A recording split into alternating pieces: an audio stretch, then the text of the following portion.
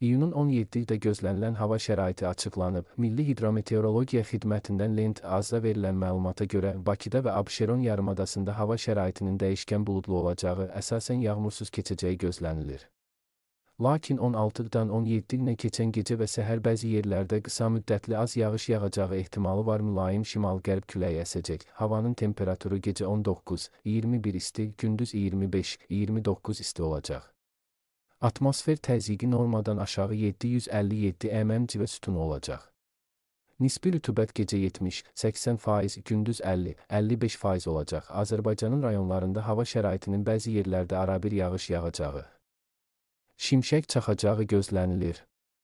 Ayrı-ayrı yerlərdə leysan xarakterli intensiv olacağı, dolu düşəcəyi, yüksək dağlıq ərazilərdə sulu qara keçəcəyi ehtimalı var. Gecə və səhər bəzi dağlıq ərazilərdə arabir duman olacaq. Qərb küləyi ayrı-ayrı yerlərdə arabir güclənəcək. Havanın temperaturu gecə 16-20 isti, gündüz 25-30 isti, dağlarda gecə 5-9 isti, gündüz 11-16 isti olacaq.